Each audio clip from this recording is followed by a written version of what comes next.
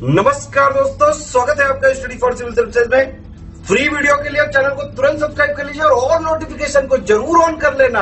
हमारा फ्री वाला टेलीग्राम ये वाला ग्रुप जरूर से जरूर ज्वाइन कर लीजिएगा। यूपीपीसीएस सीसैट के लिए फुल मॉक टेस्ट के पार्ट नंबर 2 में सभी का बहुत बहुत स्वागत है। इस पूरे टेस्ट को अटेम्प्ट करिएगा और उसके बाद अगर आपने क्वालिफाई किया है तो कमेंट बॉक्स में बताइएगा अपने नंबर सहित। पार्ट 1 ऑलरेडी बनाया जा चुका है जिसका लिंक आपको डिस्क्रिप्शन में मिल जाएगा। तो चलिए इसमें स्टार्ट कर लेते हैं। आगे बढ़ने से पहले आपको ये बता दिया जाए कि 2021 यूपीपीसीएस के कंप्लीट पेड ग्रुप की शुरुआत हमने कर दी है। ये नीचे गिवन नंबर पर कॉल करके आप जानकारी प्राप्त कर सकते हैं और उसकी फ्री की प्लेलिस्ट भी बना दी गई है। अगर आप ज्वाइन करने में इंटरेस्टेड ना हो तो भी कोई बात नहीं, प्लेलिस्ट में देखकर फ्री में पूरी तैयारी की जा सकती है। हिंदी सेक्शन की शुरुआत यहाँ पर सबसे पहले करेंगे। 1 से 4 नंबर के लिए हमको ये पैसेज ध्यान से पढ़कर उसी के आधार पर क्वेश्चन के आंसर देने पड़ेंगे। यहाँ से लेकर यहाँ तक करिए, पहले वीडियो को पॉज करके ये पढ़ लीजिए पूरा। आई थिंक सभी ने अभी तक ऐसा कर लिया होगा। थोड़ा सा इसमें और आगे चलते हैं। ये देख रहे हैं आप ये पूरा पैसेज, इसी के आधार पर हमको करना है पूरा ये सॉल्व। तो सबसे पहला यहाँ पे क्वेश्चन है कि कौन सा ऐसा खेल है जो कोरोना के कारण अभी तक रुका हुआ था। यह है क्रिकेट, जैसा कि आपको यहाँ पर पूरा दिख रहा होगा। दूसरा है कौन कौन से देशों के बीच में टेस्ट सीरीज होने वाली है क्रिकेट की। तो यहाँ पर आप देख सकते हैं इंग्लैंड और वेस्ट इंडीज। ये पैसेज में जरा आप ध्यान से देखिएगा, ये वेस्ट इंडीज, ये इंग्लैंड। Option D. गद्यांश के अनुसार कौन सा स्टेटमेंट यहाँ पे सही है 3 नंबर में। तो पहला गलत है क्योंकि सिर्फ टेस्ट सीरीज की बात हो रही है, वनडे T20 की कहीं पे बात ही नहीं हुई है। उसके बाद 4 स्थल हैं वो सिलेक्ट नहीं हुए हैं, 3 हुए हैं। उसके बाद 8 जुलाई को स्टेडियम में पहली बार क्रिकेट की वापसी हो सकती है, वो भी रिक्त स्टेडियम में, कोई भी दर्शक वहां पे नहीं होंगे। सी यहां से सही है। फिर उसके बाद 4 नंबर है सारी परिस्थितियां समान रही तो कौन सा ऐसा देश बनेगा जहां पर कोरोना संकट काल के बाद यानी मार्च 2020 के बाद पहली बार क्रिकेट सीरीज खेली जाएगी। तो यहां पर इस देश का नाम है इंग्लैंड। इंग्लैंड वेस्ट इंडीज के बीच में टेस्ट सीरीज होनी है जिसमें मेजबानी करेगा इंग्लैंड। फिर है 5 नंबर में कर्मधारय समास का कौन सा एग्जाम्पल नहीं है। तो ये होगा प्रतिमाह, बाकी सब आपके एग्जाम्पल हैं। उसके बाद 6 नंबर में मन चंगा तो कठौती में गंगा। ये जो लोकोक्ति है इसका हिंदी मीनिंग बताइए यहाँ पे। तो सिंपल सी ये बात है कि अगर आपका मन पवित्र है, वो एकदम साफ है, तब आपको ईश्वर कहीं पे भी मिल जाएंगे, आपके घर में भी। आपको किसी तीर्थ स्थान पर जाने की जरूरत नहीं है। बी। फिर आते हैं 7 पे। 7 नंबर में गुणवान का स्त्रीलिंग, ये होगा गुणवती। ए। कौन सा एक शब्द तद्भव नहीं है, इट मीन्स तत्सम होगा पक्का, जो कि अंधकार है। बाकी जरा, अमरूद, जस्ता ये सब तद्भव हैं। पटाखा कौन से विदेशी भाषा का शब्द है। तो ये चीनी। आम के अनेकार्थी शब्दों में कौन सा एक शब्द नहीं आता। आम्र जो फल होता है, आम वाला जो गर्मियों में आता है, उसी का है आम। आम मतलब सर्वसाधारण, सही है। मामूली, ये भी सही है। कॉमन।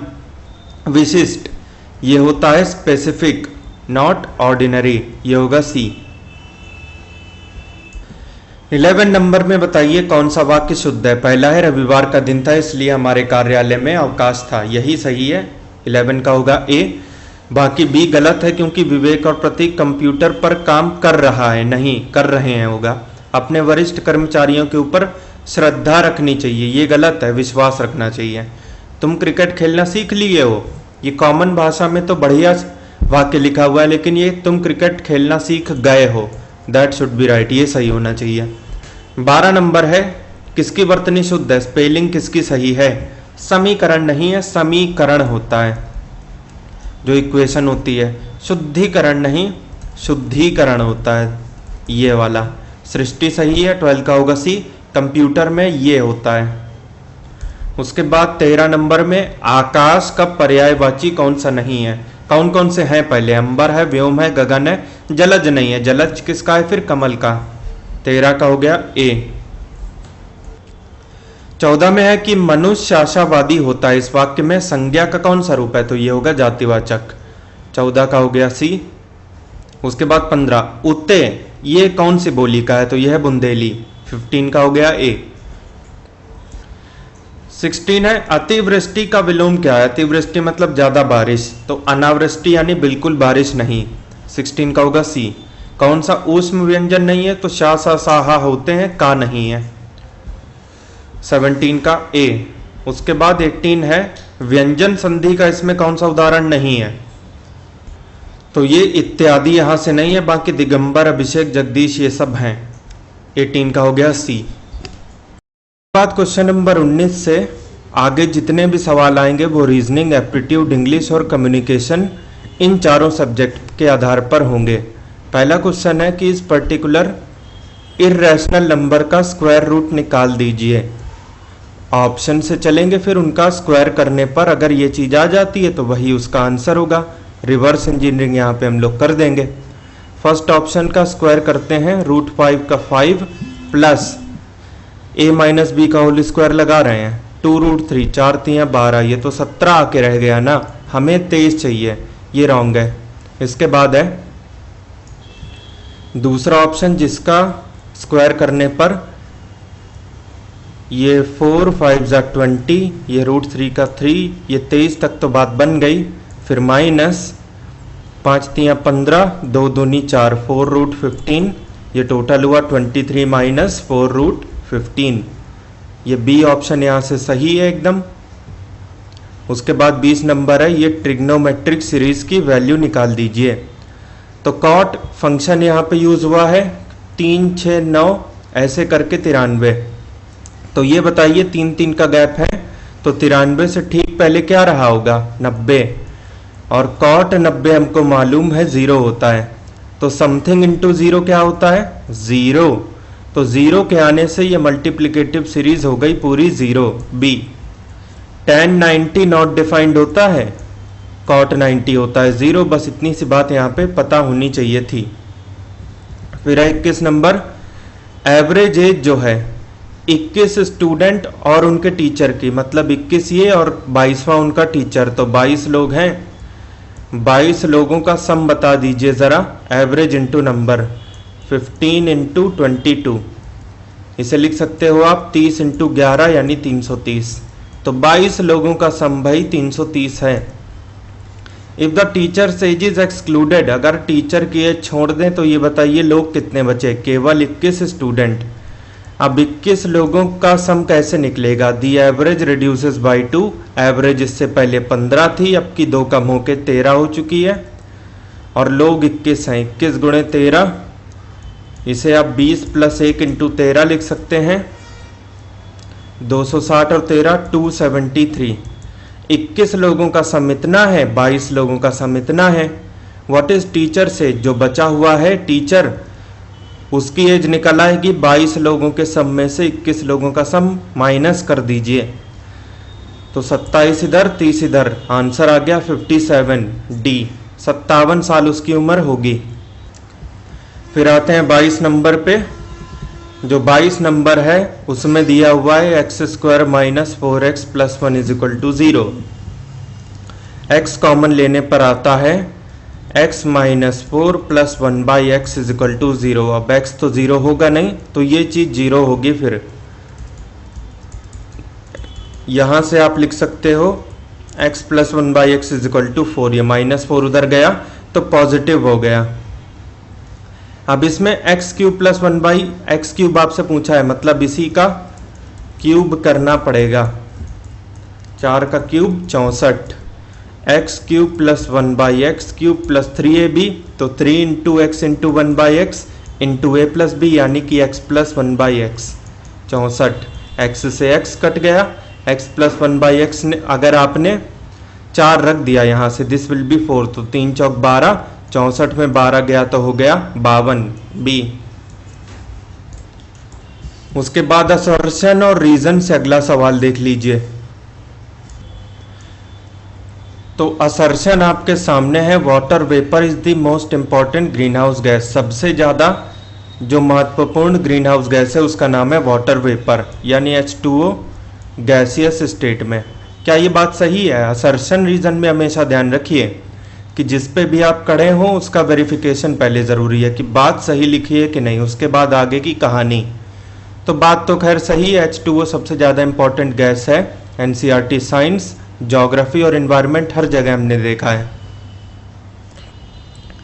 तो वेरिफिकेशन इसका हो चुका है। Let's come to reason. Reason में इसका भी वेरिफिकेशन जरूरी है।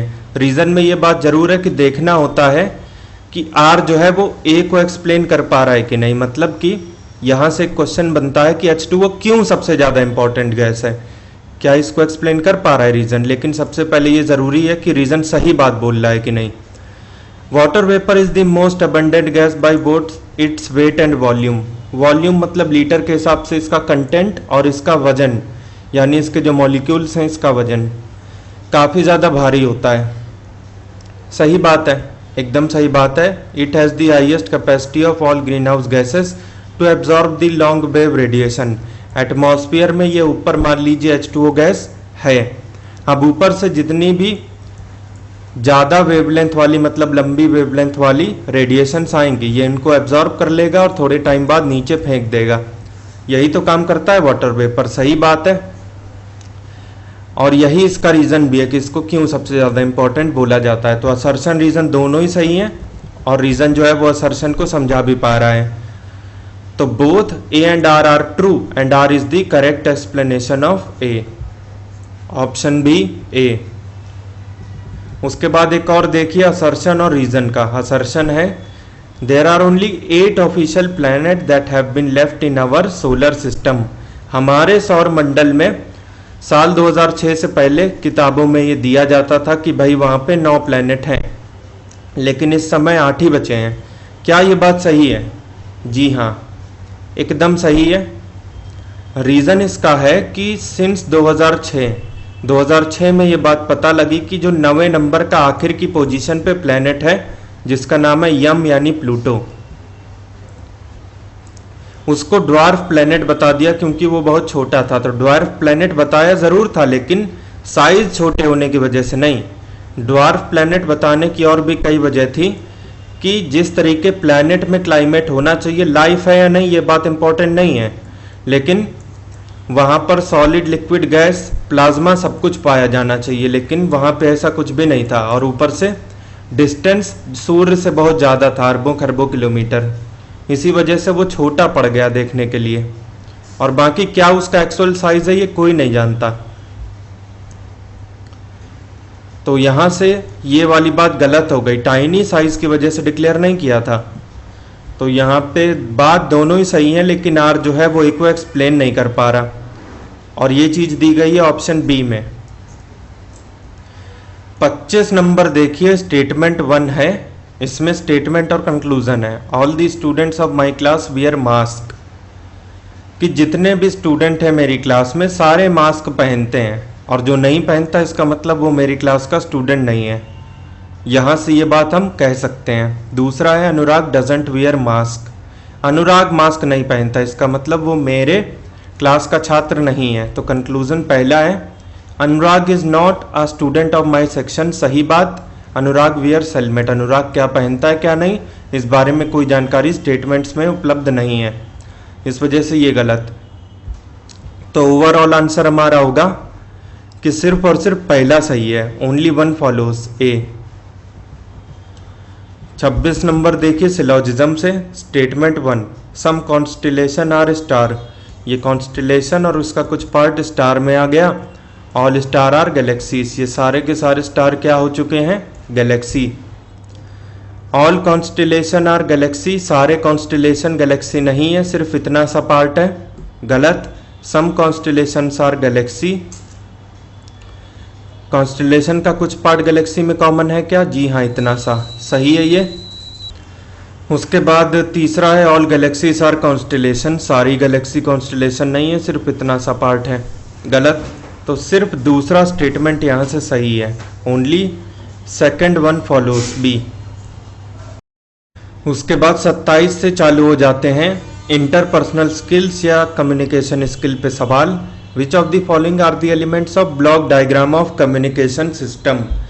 तो कम्युनिकेशन सिस्टम जो जनरल होता है, टेक्निकल की बात नहीं हो रही है, वहाँ पे कौन कौन से कंपोनेंट होते हैं, sender, encoding, channel, decoding, receiver, ये सब का सब होता है। एक भी पार्ट यहाँ पर डिसएंगेज नहीं होता है। ऑल ऑफ दी अबव यानी कि डी।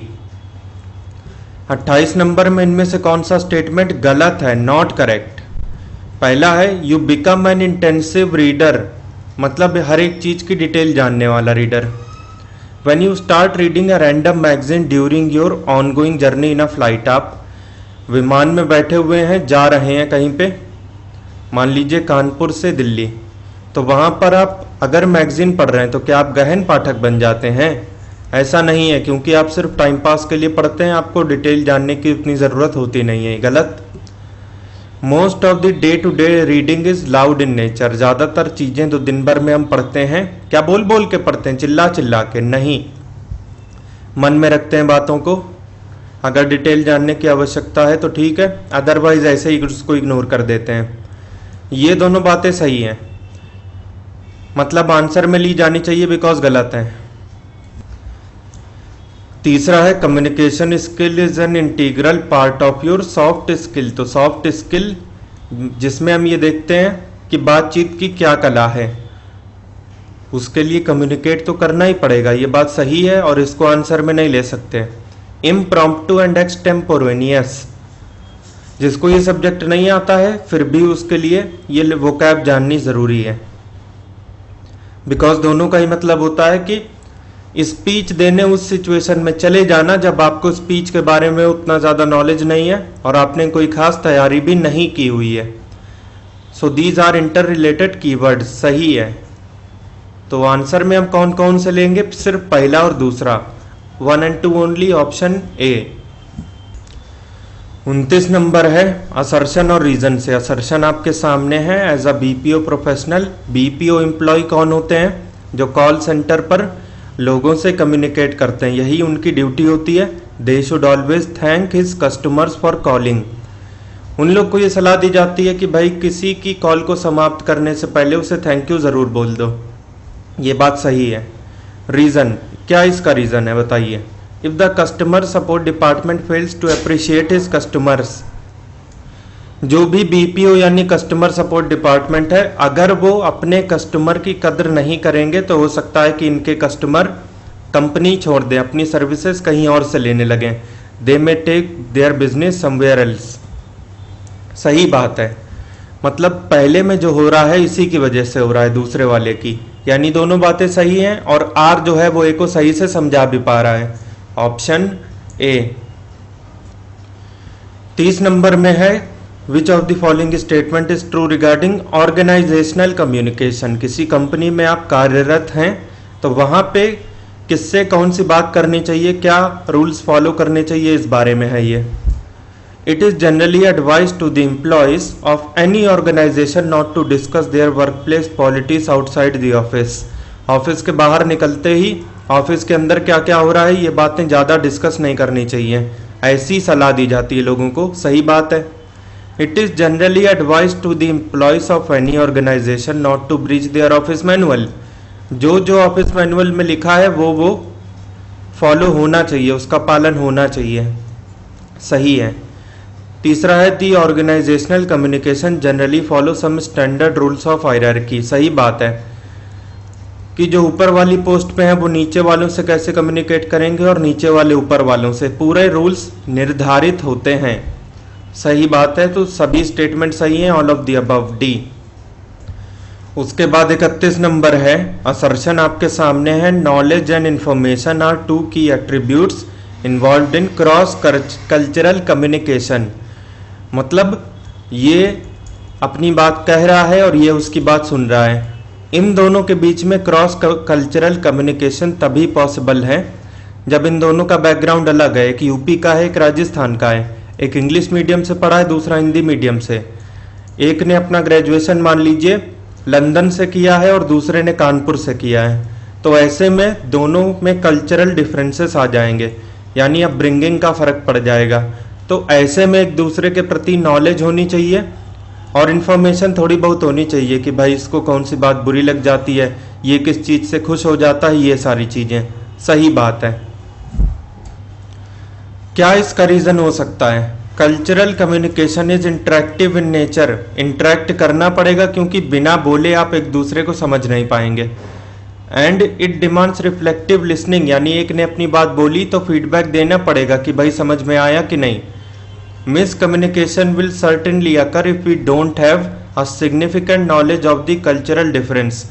जिन कल्चरल डिफरेंस की यहाँ पे हमने बात की है, अगर इसकी नॉलेज नहीं हुई इन दोनों को एक दूसरे के बारे में, तो यहाँ पर गलत फहमियाँ पनप जाएंगी और आगे बनती बात बिगड़ जाएगी। सही बात है, सही बात तो है, लेकिन जो ए में हो रहा है ना, उसकी वजह क्या आर में है? बिल्कुल सही बात है, क्योंकि नॉलेज और इन्फॉर्मेशन क्यों चाहिए भाई, ये बात आर ने हमको बता दी। तो दोनों बातें सही हैं और आर जो है वो ए को समझा भी पा रहा है, यानी कि ए।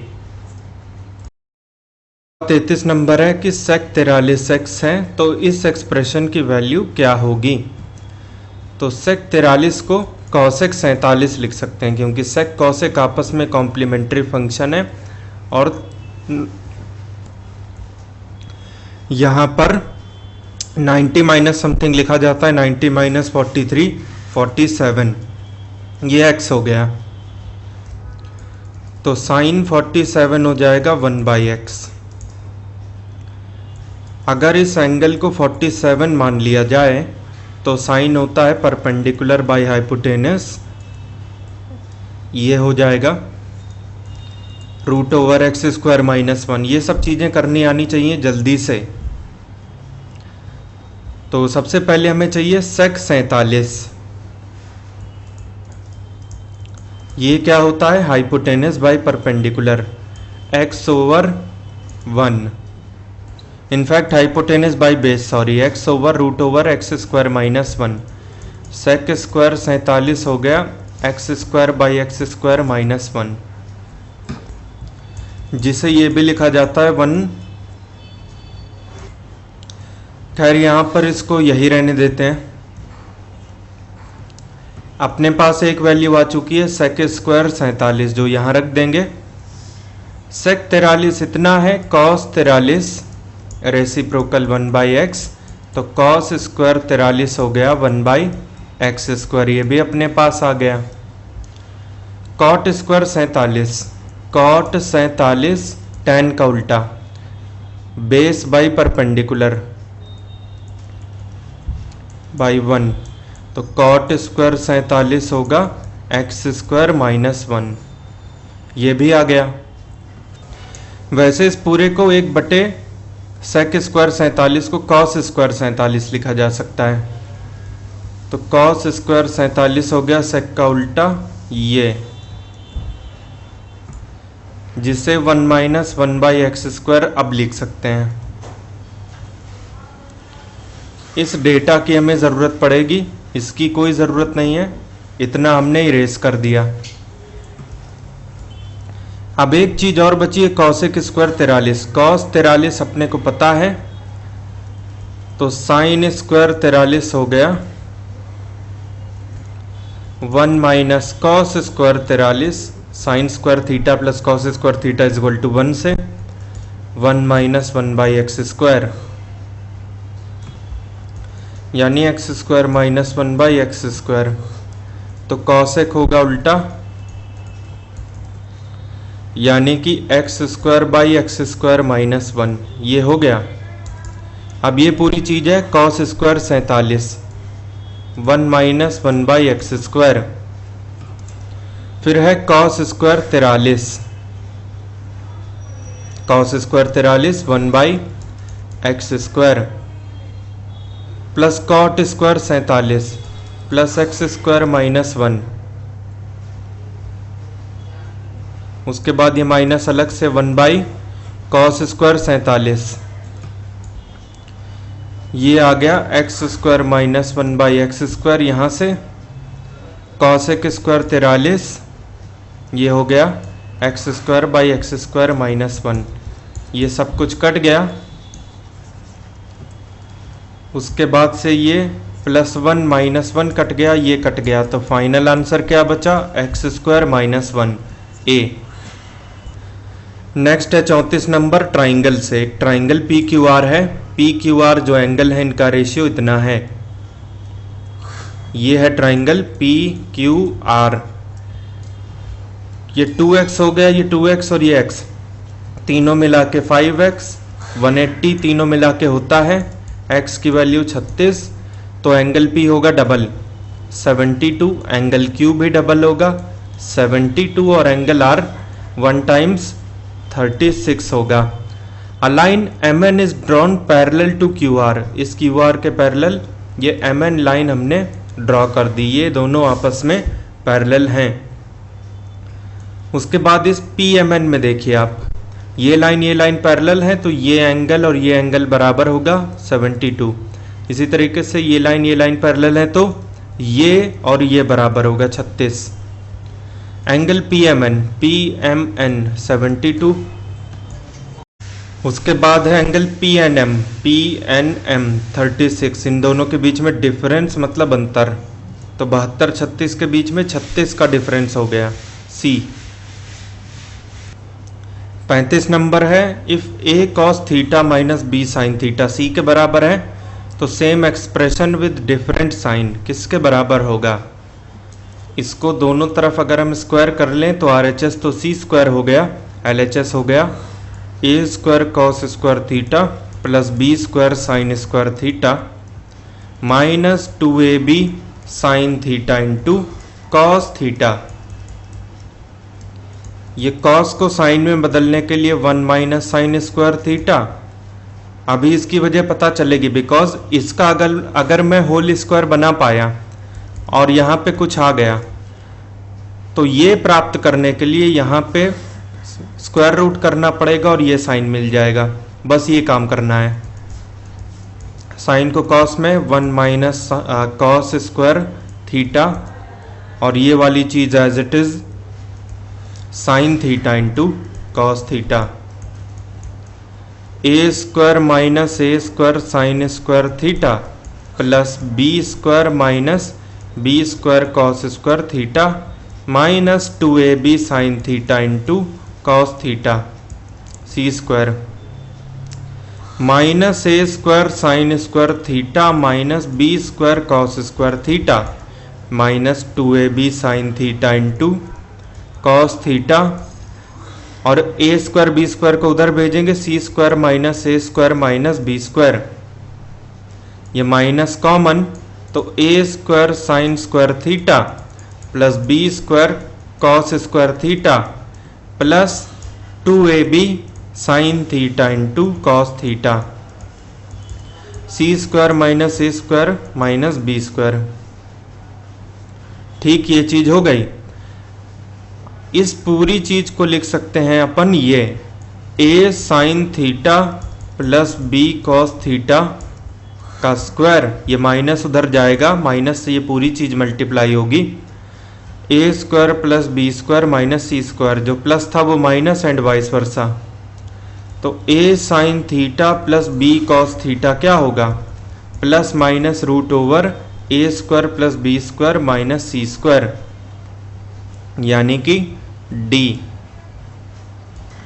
उसके बाद देखिए 36 नंबर, इसमें स्टेटमेंट और अजम्पशन का सवाल है। इसमें बताइए कौन कौन से अजम्पशन इस वाले स्टेटमेंट के लिए सही हैं। तो स्टेटमेंट है आनंद लिव्स इन जौनपुर, आनंद जो है वो जौनपुर में रहता है। A historical town in Uttar Pradesh, जो उत्तर प्रदेश का एक ऐतिहासिक शहर है।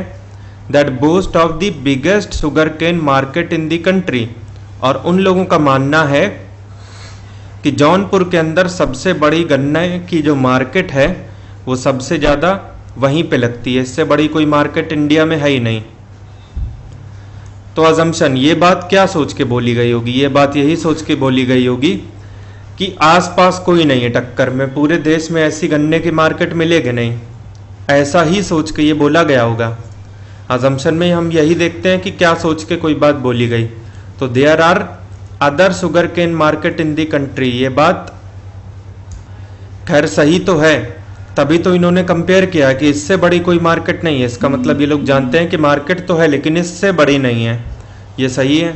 दूसरा है Anand is a resident of Jaunpur, ये तो उन्होंने बता ही रखा है, ये तो स्टेटमेंट कॉपी पेस्ट है। इसमें ये कोई इन्फर करने वाली बात ही नहीं है, सीधे दिख रहा है कि भाई जौनपुर में रहता है। अगर कंक्लूजन होता तो ये सही होने के चांसेस थे, ये अभी गलत है। तो ओनली वन इज करेक्ट, सी। फिर अगला सवाल है स्टेटमेंट और कंक्लूजन का। पहला है all pizzas are tasty, some tastier burger. Syllogism है एक तरीके का, जितने भी पिज्ज़ा हैं वो टेस्टी हैं और कुछ टेस्टी वाले बर्गर भी होते हैं। दूसरा ऑल बर्गर्स आर बिग, सारे बर्गर यहाँ पर बड़े हैं। और उसके बाद नो बिग्स आर टॉफी, और बिग का टॉफी के साथ भाई कोई रिलेशन नहीं है, इस पूरे सर्कल का टॉफी के साथ कोई रिलेशन नहीं है। तो पहला सम बिग आर टेस्टी, तो बिग और टेस्टी में कोई चीज कॉमन, जी हाँ इतनी सी, ये बात सही। नो टॉफी आर पिज्जा, तो भाई नो की रिलेशनशिप टॉफी और बिग के बीच में थी, इतने से बस रिलेशन नहीं होना चाहिए, बाकी किसी से भी हो जाए। तो टॉफी और पिज्जा के बीच में ये रिलेशन मैं बना सकता हूँ, मतलब इसका उल्टा हमने ट्रू कर दिया ना, तो ये चीज अपने आप फॉल्स हो गई। पहला यहां से एकदम सही है, बाकी सब गलत हैं। Only one follows A. अगला सवाल फिर से सिलोजिज्म का। Statement one some bags are beautiful, ये बैग इसका कुछ पार्ट ब्यूटीफुल में आ गया। ऑल पर्सेस आर ब्यूटीफुल, सारे के सारे पर्स ब्यूटीफुल हैं, लेकिन ये नहीं, सारे के सारे पर्स ब्यूटीफुल हैं और कुछ बैग भी ब्यूटीफुल हैं। सम ब्यूटीफुल आर पर्सेस, पहला कंक्लूजन। तो ब्यूटीफुल का कुछ पार्ट पर्सेस में आता है क्या, ये तो ब्यूटीफुल का उतना ही पार्ट पर्सेस में आता है जिसमें ये कर्सर अभी चल रहा है, सही है। सम बैग्स आर पर्सेस, बैग्स और पर्स के बीच में कोई रिलेशन नहीं है, ये बैग ये पर्स कितनी दूर है, गलत। No purses are bag, purses और बैग के बीच में नो की रिलेशनशिप नहीं हो सकती, बिकॉज नो के लिए ट्रिक काम करती है कि ऊपर जब तक कोई नेगेटिव स्टेटमेंट नहीं है नीचे नेगेटिव कंक्लूजन नहीं जाएगा, ये भी गलत। अब इसमें सेकंड और थर्ड में आइदर और ढूंढने मत जाइएगा। सम बैग्स आर पर्सेस है, यहाँ नो पर्सेस आर बैग है, मतलब सब्जेक्ट सेम है, इनका ऑर्डर बदल गया, यहाँ पे सिर्फ पहले वाला फॉलो करेगा, सी। Only one follows. उसके बाद 39 नंबर है स्ट्रेस मैनेजमेंट से। Stress management is an art and science of which of the following. Stress management को किस चीज की आर्ट और साइंस बताया जाता है। पहला avoiding the cause of ups and downs of life, आपके जीवन में जितने भी उतार चढ़ाव आते हैं उन सबसे बचने के लिए। तो भाई बचने के लिए नहीं, सामने कोई चीज खड़ी है उसको हैंडल करने के लिए, इसी चीज का नाम है मैनेजमेंट। तो फर्स्ट वाला यहाँ से गलत। Avoiding the after math of various stressors, आपको जिन चीज़ों से स्ट्रेस होता है उसे स्ट्रेसर कहते हैं, और इन स्ट्रेसर से बचने के लिए, तो किसी चीज़ से बचने का नाम मैनेजमेंट है ही नहीं, ये भी गलत। तीसरा how to develop those skills by virtue of which one can tackle various ups and downs of life. अभी हमने डिस्कस किया कि सामने कोई समस्या है उसको कैसे निपटा जाए उससे, यही चीज़ है, इसी के लिए स्किल डेवलपमेंट की टेक्निक है। ओनली 3 डी, बिकॉज पूछा है विच इज करेक्ट, जो सही वाले हैं वही छांटने थे। 40 number consider the following regarding stress in an organisation. आप किसी ऑर्गेनाइजेशन में एम्प्लॉय हैं, वहां कार्यरत हैं और वहां पर आप स्ट्रेस में हैं, आपका मन नहीं लगता चीज़ों में। तो पहला divorce, loss of loved one and job interview, मतलब पर्सनल समस्याएं आ गई, डाइवोर्स ब्रेकअप ये सब हो रहा है। घर में कोई आपके प्रियजन है वो चले गए, उनकी डेथ हो गई, ये सब। और उसके बाद अगर आप स्विच करना चाह रहे हैं और इंटरव्यू दूसरी कंपनी के लिए आपका खराब हो गया, ये सब जो है इन्वायरमेंटल स्ट्रेसर्स होते हैं क्या? नहीं। ऐसा इसलिए क्योंकि इनमें से अगर एक भी चीज होगी ना तो ऐसा बाकियों को पता चलेगा, वो आपसे सवाल पूछेंगे और आपके बारे में ओपिनियन बनाएंगे, तो ये चीजें सोशल हो जाती हैं एकदम से, आपके ना चाहते हुए भी थोड़ा तो बात फैली जाती है। तो दीज आर सोशल स्ट्रेसर्स, ये गलत। वेदर, ट्रैफिक एंड सब स्टैंडर्ड हाउसिंग। मौसम खराब हो गया, ट्रैफिक जाम में फंस गए, या फिर आप जिस घर या क्वार्टर में रहते हैं वहाँ पर व्यवस्थाएं एकदम बेकार हैं, इन सबको सोशल स्ट्रेसर्स में गिना जाता है क्या? नहीं, ये सब इन्वायरमेंटल स्ट्रेसर्स हैं, क्योंकि इनका वैसे तो आपसे लाइफ में कोई खास लेना देना नहीं है, नॉन लिविंग चीज़ें हैं, लेकिन आसपास आप इनसे घिरे जरूर रहेंगे। तो दीज आर इन्वायरमेंटल स्ट्रेसर्स, ये गलत। तो कौन कौन से इसमें सही नहीं है? तो भाई दोनों ही सही नहीं है, बोथ 1 and 2, सी। 41 नंबर है, which of the following are not the characteristic feature of positive stress. तो पॉजिटिव स्ट्रेस का मतलब है कि ऐसा स्ट्रेस जो आपको आपके काम के लिए सीरियस होने पर मजबूर कर दे। जैसे फॉर एग्जांपल तरह तरह की बातें हम लोग बोलते हैं कि भाई इस संडे को सुबह इतने बजे मुझे ये वाली प्रेजेंटेशन तैयार रखनी है, या फिर ये वाली फाइल जो है वो रात के 8 बजे अपलोड करनी है। तो इस चक्कर में दिन भर जो आप चिंतित रहते हैं, इसी को कहा जाता है पॉजिटिव स्ट्रेस। अब इससे कोई नेगेटिव चीज़ें नहीं आ जाती हमारे शरीर और दिमाग में, इस चीज़ का ध्यान रखना है। तो it makes us anxious about our important work, ये सही बात है, जो चीज़ें हमारे लिए ज़रूरी हैं उनकी याद दिलाता रहता है, सही। समटाइम्स, और जो सही है वो आंसर में नहीं लिया जाएगा, ध्यान रहे। Sometimes it motivates us to achieve our goal. Motivation एक प्रकार की ले आता है, मतलब एकदम से आप जोश में नहीं आ जाते, लेकिन कम से कम सीरियस रहते हैं, ये बात है। It makes us depress, depression में नहीं लेके जाता। It makes us feel unpleasant, हमको एकदम दुखी कर देता है और हमारे मूड स्विंग होने लगते हैं, मतलब कभी रोने लगते हैं कभी कुछ। तो 3 और 4 वाली चीज़ें पॉजिटिव स्ट्रेस में नहीं आती, ये नेगेटिव स्ट्रेस में आती हैं। तो यहाँ पे करेक्ट आंसर कौन सा होगा? 3 and 4, बिकॉज पूछा था कि कौन कौन से नहीं आते पॉजिटिव में। फिर देखिए इसके बाद 42 नंबर,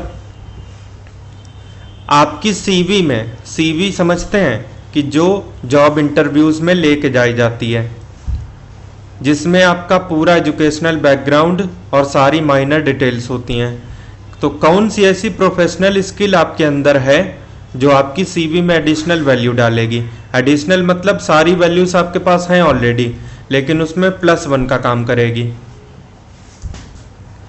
तो स्टेनोग्राफर स्किल नहीं, जिस जगह स्टेनोग्राफी का काम नहीं है वहां पे इसका क्या काम? इंजीनियरिंग स्किल्स नहीं। लीडरशिप स्किल ये बिल्कुल काम करेगा, क्योंकि भले ही आप स्टेनोग्राफी डिपार्टमेंट में हो, इंजीनियरिंग डिपार्टमेंट में हो या फिर टाइपिंग डिपार्टमेंट में, लीडरशिप स्किल हर जगह काम आती है, सी। बाकी कंप्यूटर प्रोफिशिएंसी, भाई जिस कंपनी में जा रहे हैं वहाँ कंप्यूटर का काम नहीं है तो ये कुछ नहीं करेगा।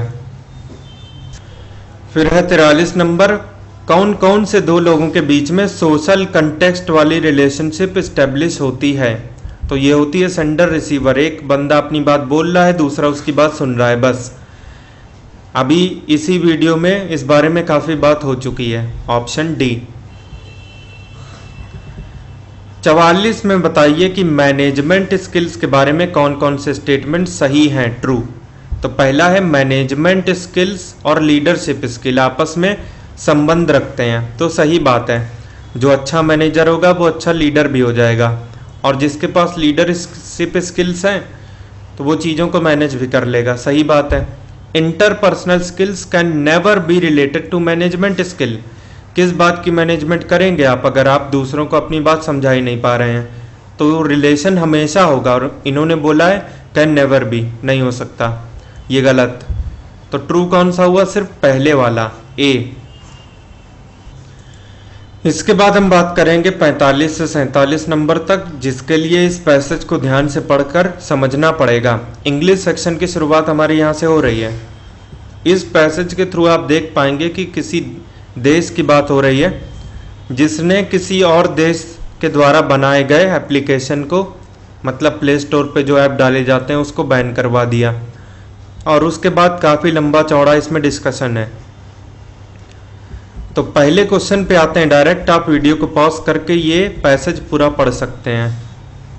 थोड़ी देर पॉज किया तो आपने यहाँ से लेकर यहाँ पढ़ लिया, और उसके बाद आप आ गए पूरा लास्ट तक। फिर 45 नंबर बात करेंगे सबसे पहले कि इस वाले पैसेज में जो डिसकंटेंट वाली फीलिंग है कि आप नाराज हैं भाई किसी देश से, तो कौन से ऐसे देश की बात यहाँ पे हो रही है? चाइना की, क्योंकि उसी ने इंडिया द्वारा लॉन्च किया गया एक ऐप था रिमूव चाइना ऐप, उसको बैन करवाया था। तो पहला है, इस वाले पैसेज में जो रिवीजनिस्ट कीवर्ड यूज हुआ है उसका क्या मतलब है? रिवीजनिस्ट का मतलब है कि जो पुराने ढर्रे पे चल रही चीज़ों को सपोर्ट करे, कोई नई चीज़ का इंट्रोडक्शन ना चाहे। Strong supporter of traditional belief A. उसके बाद देखिए 47 और आखिरी नंबर, चाइना के खिलाफ जो मोबाइल के ऐप बनाए गए थे उसके बारे में कौन सा स्टेटमेंट सही है? तो पहला, इस एप्लीकेशन का नाम था रिमूव चाइना ऐप। ये पैसेज में आपको दिखा दे रहे हैं कहाँ लिखा है, ये रिमूव चाइना ऐप। और जो इसका डेवलपर था वो ब्रिटिश मतलब इंग्लैंड का था, तो ऐसा नहीं है, ये क्लियरली लिखा है इंडियन डेवलपर। तो ये बात यहाँ से गलत हो गई, सिर्फ पहले वाली सही है, ओनली 1। 48 नंबर देखिए, इसमें पैसिव वॉइस में बदलना है। ये टीचर्स अस प्रोफेशनल कम्युनिकेशन, वो हमें प्रोफेशनल कम्युनिकेशन की ट्रेनिंग देता है। तो we are taught professional communication by him, option C यहाँ से करेक्ट होना चाहिए। उसके बाद एक मुहावरा आपके सामने है, टू एंड इन स्मोक, मतलब शुरुआत तो लंबी चौड़ी हुई, काफ़ी मेहनत भी की गई, लेकिन सब धुआं धुआं हो गया। तो धुआं धुआं होने का मतलब हिंदी में कुछ और होता है, लेकिन अंग्रेजी में ऐसा एफर्ट जो बेकार हो गया हो, an effort which is completely ruined at the end, B. उसके बाद 50 नंबर है, one word substitution, the speech which is delivered with almost no preparation at all, मतलब सीधे गए स्पीच दे दिए, ना कोई तैयारी थी ना कोई प्लानिंग। इसके दो होते हैं, इम्प्रॉम्प्टू और दूसरा है एक्सटेम्पोर, माइन्यूट सा डिफरेंस होता है बस। इम्प्रॉम्प्टू ए में दिया है, इसको टिक करेंगे और आगे बढ़ेंगे। मेडन स्पीच का मतलब क्या होता है, कमेंट बॉक्स में बताइएगा। 51 नंबर है, इस वाले का एक दूसरा वर्जन बताइए, मतलब चारों ऑप्शन सही हैं, इसको और कैसे लिखा जा सकता है? He was beaten by the teacher for a small thing, मतलब जरा सी बात के लिए टीचर द्वारा पिट गया। तो जरा सी बात के लिए कौन सा यहाँ पर फ्रेजल वर्ब यूज होगा? तो मैं बता दूं, जस्ट अ ट्रिफल, ये करेक्ट होना चाहिए। जस्ट अ राइफल नहीं, जस्ट अ बाइबल नहीं, जस्ट अ स्नाइपर नहीं, जस्ट अ ट्रिफल, सी। अब इसमें 52 नंबर में बताइए इस डायरेक्ट का indirect version, do not forget to bring my charger on Sunday, he reminded me, उसने मेरे को याद दिलाया कि भाई मेरा चार्जर लाना संडे को भूलियो मत। ठीक, तो यहां पर कुछ इस तरीके से बनेगा, he reminded not to forget, he reminded के आगे that I should not forget नहीं लगेगा, इसमें कंफ्यूज हो जाते हैं लोग। He reminded me to not forget नहीं लगेगा, नॉट टू फॉरगेट लगेगा। टू डू नॉट उधर भी है, डू नॉट इधर भी है, ऐसे नहीं बनता काम। तो यहां से करेक्ट हो गया D, he reminded to not to forget to bring his charger on Sunday. अब इसके बाद एक और one word, one who possess multiple skill at a time, एक बार में जो कई सारे काम जाने, इसे कहा जाता है वर्सेटाइल, बी। 54 नंबर में बताइए कौन सा इसमें सही है? I was looking forward to meeting you next month, अगले महीने मैं आपसे मिलने का इच्छुक हूँ, ये सही है। लुकिंग फॉरवर्ड टू मीटिंग लगता है हमेशा, फर्स्ट इज करेक्ट। बाकी क्यों गलत है जरा हम ये देख लें। The boss turned over my request, मेरी रिक्वेस्ट को मना कर दिया जब मैंने उनसे छुट्टियां बढ़ाने के लिए कहा। तो टर्न्ड ओवर नहीं यूज होता है, टर्न डाउन होता है मना करने के लिए। तीसरा, the online platform took his video under due to violation of copyright norms, copyright violate करने के लिए जो ऑनलाइन प्लेटफॉर्म है उसने अपनी वीडियो हटा दी। तो वीडियो हटाने का मतलब है टेक डाउन करना, ना कि टेक अंडर करना, ये गलत। Our staff has set on to Dehradun नहीं होगा, सेट ऑफ मतलब देहरादून के लिए निकले। 57, he is too weak to walk, वो इतनी कमजोर है कि चल नहीं सकती, इसका दूसरा वर्जन बताइए। तो इसका होगा he is so weak that he can not walk, so that लगता है हमेशा और टू लगता है बी। 58 नंबर, ओबनॉक्शियस का नियरेस्ट मीनिंग मतलब उसका पर्यायवाची बताइए। ओबनॉक्शियस का मतलब है कि जो देखने सुनने में बुरा हो और अनकंफर्टेबल फील कराए, यानी अनप्लीजेंट, डी। 59 नंबर में जो बोल्ड से पार्ट ऑफ स्पीच है, मतलब जो शब्द है उसका पार्ट ऑफ स्पीच बताइए। The relatively high density of nail makes it sink in the water. जो लोहे की कील है उसकी डेंसिटी बहुत ज़्यादा होती है पानी के कंपैरिजन में, इस वजह से वो डूब जाती है। रिलेटिवली का मतलब होता है किसी चीज से कंपेयर करा रहे हैं, कंपेयर हमेशा एडवर्ब में कराते हैं, ए। फिर उसके बाद ये देख लीजिए 56, गुल्लीबल, इसका अपोजिट यानी विलोम बताइए। गुल्लीबल का मतलब है जो दूसरों की बात का आसानी से विश्वास कर ले, और इसका उल्टा होगा अनट्रस्टिंग, जो दूसरों की बात का विश्वास ना करे, डी। फिर ये गलीबल या गुल्लीबल, जो भी इसका प्रोनाउंसिएशन हो। फिर 60 है, कौन से शब्द की स्पेलिंग सही लिखी है। रेनबैक्सी गलत, ब्यूरियोक्रेट गलत, डायरिया गलत। मतलब देख के पता चल रहा है कि ये 3 गलत है, वियर्ड यहां से सही है। उसके बाद है 61, FIB प्रीपोजिशन से ब्लैंक को भर दीजिए। You are requested to turn dash at right time this weekend. मतलब आने की रिक्वेस्ट कर रहे हैं कि भाई वीकेंड में इस टाइम पहुंच जाना सही से। तो टर्न अप होता है।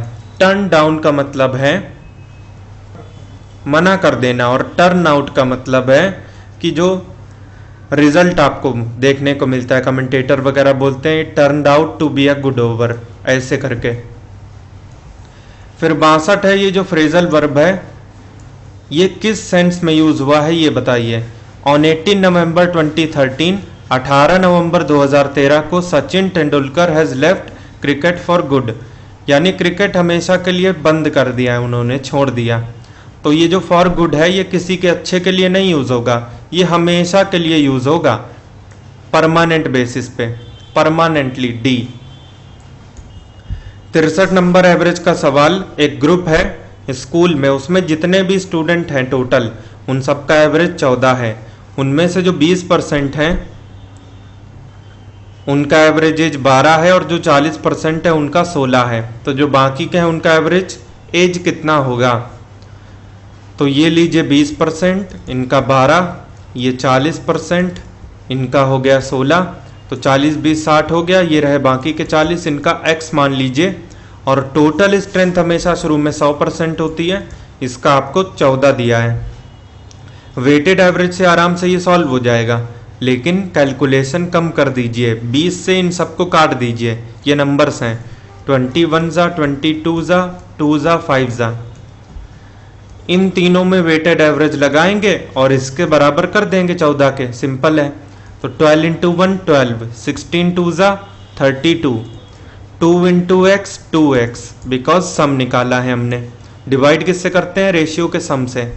2 2 4 1 5, ये एवरेज दिया है 14, 32 12 44, 14 पंजे 70, 70 माइनस 44 यानी 26, x बराबर हो गया 13। एवरेज हमने x माना था, हमसे पूछा एवरेज कितना है, तो x के बराबर मतलब 13, सी। 64 में आपके पास एक ट्राइंगल है जिसकी साइड का रेशियो ये है 3 4 5, हम जानते हैं ये ट्रिपलेट होता है। तो ट्राइंगल हमेशा इस शेप का बनेगा अगर वो राइट एंगल्ड है तो, और इसकी सरकम रेडियस मतलब कि ये जो बाहर सर्कल बना है इसकी रेडियस, और ये जो हाइपोटेनस है वो हमेशा सेंटर से पास होता है। यहाँ आपको लग नहीं रहा है लेकिन होता है ऐसा, कोई बात नहीं, अलग फिगर बना देते हैं। ये सेंटर से पास होता हुआ हाइपोटेनस, और ये चीज ये इसको छू रहा है, समझ लीजिए ऐसा। ये 3 4 में से कोई एक वैल्यू लेगा, 5 पक्का 90 के सामने, क्योंकि सबसे बड़ी साइड 90 के सामने। सरकम रेडियस मतलब ये आधी दूरी सेंटर से सरकमफ्रेंस, ये चीज आपको कितनी दी है 30, और आपका हाइपोटेनस पूरा कितना है 5 हमारे हिसाब से। तो भाई सरकम रेडियस क्या होती है? हाइपोटेनस का आधा। हमसे पूछा length of the largest side, यानी हाइपोटेनस ही तो पूछा है। तो भाई हाइपोटेनस का आधा 30 है, तो स्वयं हाइपोटेनस क्या है? डबल। 30 का डबल 60 ए। उसके बाद 65 नंबर है कि 4 दोस्त हैं भाई पी क्यू आर और एस, 80 चॉकलेट इनके बीच में बांटनी है, तो कौन सा ऐसा रेशियो है जिसमें नहीं बट पाएगी चॉकलेटें? तो 80 जो है इसमें 2 को छोड़कर इधर उधर के प्राइम नंबर नहीं हो सकते, 2, 5 ये सब हो सकते हैं। 19 नहीं हो सकता, पहला ऑप्शन गया। 3 नहीं हो सकता बिकॉज 19 और 3 से 80 कटने वाला नहीं है। 11 से भी नहीं कटेगा, सी भी गया, तो बच गया डी। इसको टिक करेंगे और आगे बढ़ेंगे। ये बांट के देख लीजिएगा, बट जाएगी चॉकलेटें।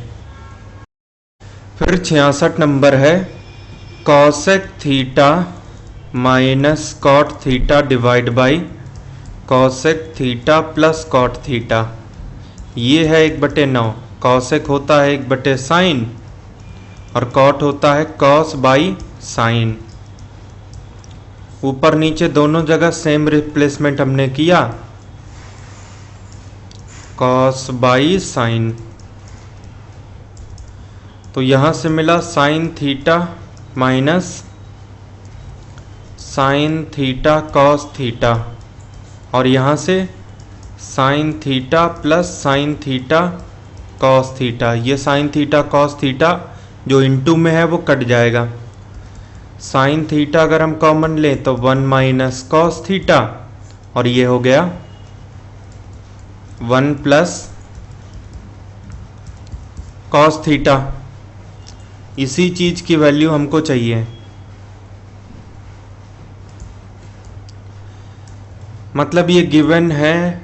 अब इसमें क्रॉस मल्टीप्लाई करेंगे, 9 minus 9 cos theta 1 plus cos theta. 8 is equal to 10 cos theta,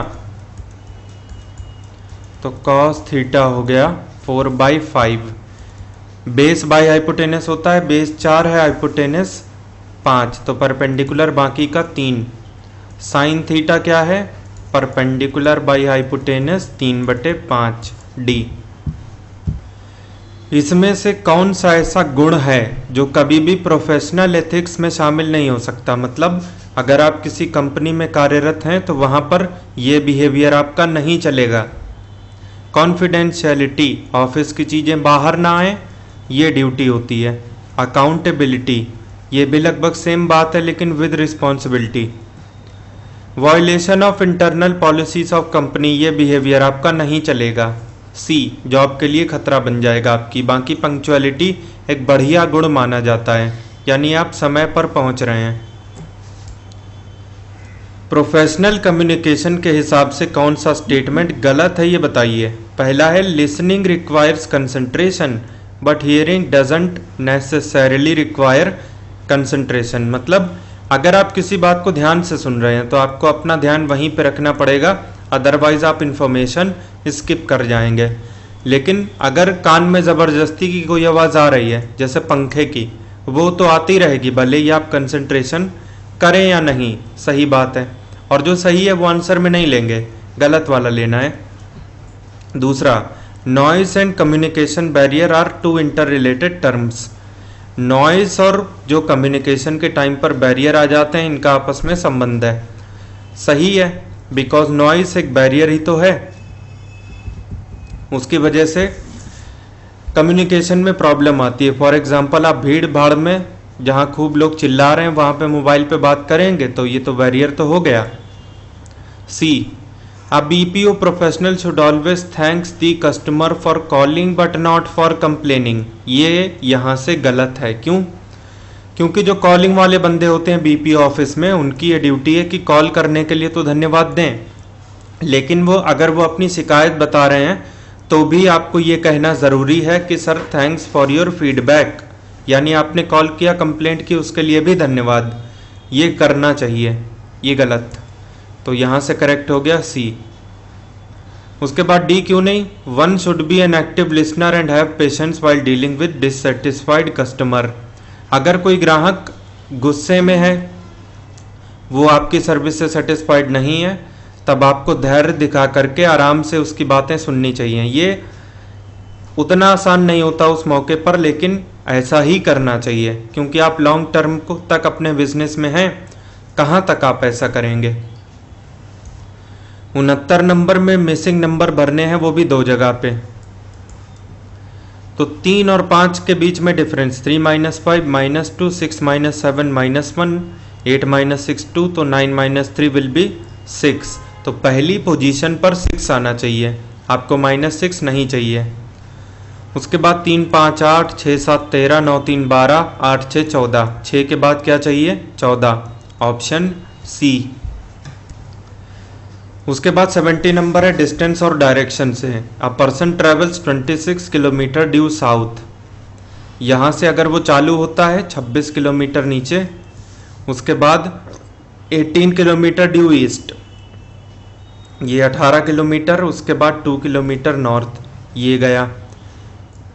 how far is he from starting point, ये डिस्टेंस बताइए। ये आपका 2 है, ये पूरा 26 है, तो ये बाकी का कितना हुआ 24। इसको ऐसे ज्वाइन किया, ये डिस्टेंस 24 है, ये 18 है, तो ये डिस्टेंस कितना होगा। ये 6 का 3 गुना है, या फिर उल्टा बोलिए 3 का 6 गुना है। ये 4 का 6 गुना है, तो 5 का 6 गुना इधर होगा, 3 4 5 ट्रिपलेट होता है, 5 6 30 ए। 71 है कम्युनिकेशन स्किल से असर्शन और रीजन का। असर्शन आपके सामने है, an active listening is the process which always requires significant effort.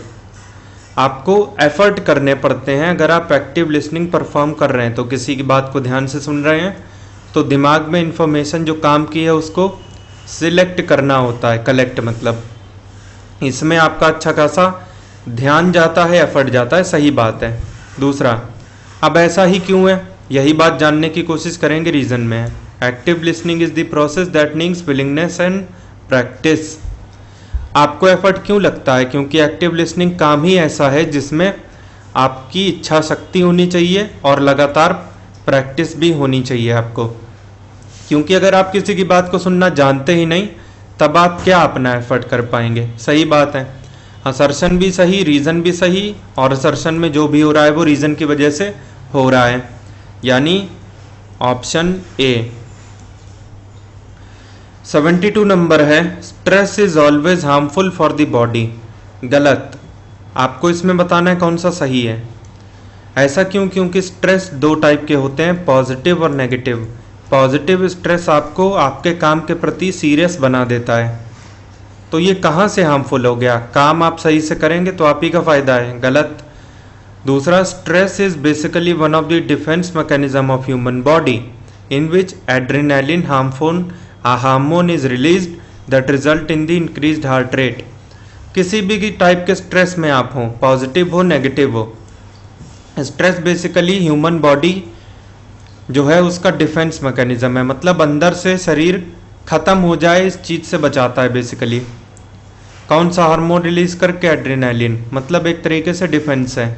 जैसे 140 की स्पीड की बॉल को बैट्समैन रोक लेता है बल्ला आगे करके, वैसा ही है। एड्रेनालिन उस समय रिलीज हो जाता है, हार्ट रेट बढ़ जाता है, बायोलॉजिकली ये एकदम सही है, इस वजह से करेक्ट। तीसरा, stress can never be linked with the physical health of the person. तो भाई कभी स्ट्रेस की वजह से आप बीमार नहीं पड़ सकते, आप बीमार बिल्कुल हो सकते हैं, तो लिंक तो हो गया ना, इन्होंने बोला लिंक नहीं हो सकता, तो ये भी गलत। सही स्टेटमेंट कौन सा है फिर, सिर्फ दूसरा वाला, only second is correct, B. उसके बाद देखिए 73 number, which of the following are preventive measures that can be adapted by any organisation to help their employees in stress management. Office में आप काम करेंगे, वहां पर स्ट्रेस आपको कई सारे रीजन की वजह से हो सकता है, तो कंपनी जो वहां के सीईओ और मैनेजमेंट है वो क्या क्या वहां पे व्यवस्थाएं कर सकते हैं ताकि उनके एम्प्लॉय स्ट्रेस से जल्दी बाहर निकल जाएं। पहला, to make the employee very clear about their role and responsibilities, मतलब कौन कौन से एम्प्लॉय की क्या क्या ड्यूटी है ये फिक्स कर देना, सही बात है। दूसरा, to provide individual feedback to the employees of their performance on periodic basis, चाहे हफ्ते में एक बार, चाहे महीने में एक बार, चाहे 3 महीने में एक बार। हर एक बंदे को बताना चाहिए कि भाई इतने टाइम पीरियड में आपने ये किया है, ताकि सुधार का मौका मिले। सही बात। तीसरा, to limit the sources of grape point that create miscommunication within the organisation. मतलब जो अफवाह के तंत्र हैं, एक बात पहले इतनी बड़ी हो गई, फिर इतना फैल गई, फिर पूरे ऑफिस में चली गई, फिर अगर कई ब्रांचेस से कंपनी की तो वहाँ तक पहुँच गई, तो ये सारे रिसोर्सेज बंद करने चाहिए। ऐसा किया जा सकता है। तो ये सारे काम कंपनी कर सकती है। D, all of the above. फिर 74 है कि कन्फ्लिक्ट के बारे में कौन सा स्टेटमेंट सही है, ये बताइए। तो पहला, conflict may be arised at some place but some places they may not be present at all. कुछ जगहों पर मतभेद हो सकते हैं, कुछ पर नहीं हो सकते। तो ऐसा नहीं है, हर जगह पर मतभेद होने की पॉसिबिलिटी होती ही होती है। ये गलत। The term conflict has universal acceptable definition. मतलब ऐसा नहीं है कि न्यूटन का सेकंड लॉ जिस तरीके से हर एक देश में सेम डेफिनेशन बताता है, ऐसा कन्फ्लिक्ट के बारे में नहीं है। किसी किताब में कन्फ्लिक्ट की अलग डेफिनेशन है, मतभेद किसी और चीज़ को कहते हैं। तो कुछ ऑथर्स ने इसके बारे में अपनी अलग राय ही व्यक्त की है। ये भी गलत। If the conflict is mutually handled with care. अगर कहीं मतभेद हो गया और इसको दोनों पार्टियों ने आपस में समझ लिया, it can result in the opportunity of growth as a group. तो जिन दो लोगों के बीच में मतभेद था, एक दूसरे के प्रति अंडरस्टैंडिंग इनमें बढ़ जाएगी और आगे हो सकता है ये लोग ग्रो भी कर जाएं। ये सही बात है। तो 74 का हो गया सी। जबकि डी में है, conflict can never arise with in individual. ये अगर कोई इंडिविजुअल है तो इसका अपने दिमाग में मतभेद नहीं हो सकता, बिल्कुल हो सकता है। तभी लोग कई बार ऐसे फैसले ले लेते हैं जिसके बाद वो बाद में पछताते हैं। नॉलेज मैनेजमेंट को कौन कौन से फैक्टर प्रभावित करते हैं, कौन कौन सी चीज़ों पर नॉलेज मैनेजमेंट डिपेंड करता है। इनिशिएटिव, सही बात है, शुरुआत किसी ना किसी को करनी पड़ती है। प्रोसेस, एक बार शुरुआत हो गई तो आगे कैसे बढ़ना है। स्ट्रेटजी, शुरुआत करने और प्रोसेस, इन दोनों के लिए प्री प्लानिंग जो होती है वो स्ट्रेटजी। तो सभी कुछ इंपॉर्टेंट हैं। All of the above, D. 76 है, मेंसुरेशन से एक सिलेंडर है, उसके शेप की बाल्टी है जिसकी डायमीटर 48 है, तो रेडियस आधी होगी, 24 होगी। इस फिल्ड विद वाटर, इस बाल्टी में पानी भर दिया इतनी हाइट तक, ये हाइट h हो गई। If a solid spherical ball of diameter this, यानी रेडियस आधी 12 रेडियस की एक गेंद इसमें डाल दी, तो वाटर का लेवल कुछ बढ़ा होगा ना यहाँ तक। बताइए कितना लेवल बढ़ा है। तो भाई उतना ही लेवल बढ़ेगा जितनी वॉल्यूम आप इसके अंदर डालोगे। तो वॉल्यूम जो बॉल का है उतना ही वॉल्यूम पानी का होगा। Volume of water is equal to volume of ball. तो बॉल का वॉल्यूम है 4/3 pi r cube. 4/3 pi radius है बॉल की 12, 12 इंटू 12 इंटू 12, यही वॉल्यूम बराबर होगा पानी का। पानी किस में है, सिलेंडर में। लिक्विड स्टेट में वॉल्यूम फिक्स नहीं होती, जिस कंटेनर में है उसी का वॉल्यूम लेंगे। Pi r square h, 24 into 24 into h, यही हाइट है। जहाँ तक हमारी जो हाइट है वो बढ़ेगी। तो पाई से पाई कटा, 12 दूनी 24, अगेन 12 दूनी 24, 2 दूनी 4, 3 4 जा, एच की वैल्यू आ चुकी है 4 सेंटीमीटर, डी। अगला सवाल देखिए, टाइम, स्पीड और डिस्टेंस से। एक व्यक्ति है जिन्हें 48 किलोमीटर जाना है 1 घंटे के अंदर, मतलब 60 मिनट में 48 किलोमीटर जाना है। अब जो पहले 16 किलोमीटर हैं वो इन्होंने 24 की स्पीड से कवर किए। 24 किलोमीटर पर आवर का मतलब है 1 घंटे में 60 मिनट में 24, लेकिन ये तो 16 ही चले ना। तो 16 चलने के लिए कितना टाइम लगाया बताइए। क्रॉस मल्टीप्लाई करा के आ जाएगा, क्वेश्चन मार्क की वैल्यू आएगी 60 इंटू 16/24, 8 3 जा 8 2 जा 3 20 जा, 40 मिनट लग गए ना इनको। अब इनके पास भाई 20 मिनट बाकी हैं क्योंकि इनको 1 घंटे का ही टाइम मिला था। 40 मिनट खर्च हो गए, 20 मिनट बाकी हैं। इस 20 मिनट में इनको कितनी जर्नी कवर करनी है? 32 किलोमीटर। तो 20 मिनट में 32 किलोमीटर, तो इसकी स्पीड क्या होगी? 60 मिनट के हिसाब से देख लीजिए। 20 का 3 गुना 60, तो 32 का 3 गुना 96। 96 की स्पीड इनको रखनी पड़ेगी किलोमीटर पर आवर में, सी। उसके बाद 78 है अलजेब्रा से। If the sum of x by y and its reciprocal, मतलब y by x is 1, x by y plus y by x is equal to 1, x square plus y square by x y is equal to 1, x y x square plus y square minus x y is equal to 0। ये result बहुत important है, इसका ध्यान रखिएगा। हमसे पूछिए इस expression की वैल्यू। इसे लिख सकते हैं x3 का स्क्वायर माइनस y3 का square,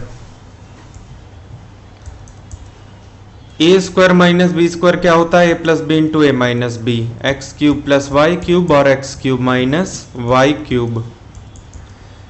x cube plus y cube होता है x plus y, x square plus y square minus x y, और ये होता है x minus y, x square plus y square plus x y. अब ये पूरी चीज़ अपने को 0 गिवन है, यहाँ रख देंगे तो पूरी सीरीज मल्टीप्लिकेशन में है तो 0 हो जाएगी, because something into 0 is always 0। C 75 in fact 79 है हमारा प्रॉफिट एंड लॉस से। 75 किलो सेब बेच करके वो इतना प्रॉफिट कमा लेता है कि भाई उसमें 15 किलो और सेब बेच लेता। तो अगर 1 रुपये पर किलो प्राइस है मान लिया सेब का, तो 75 रुपये में बेचकर 15 रुपये का फ़ायदा कमा लिया।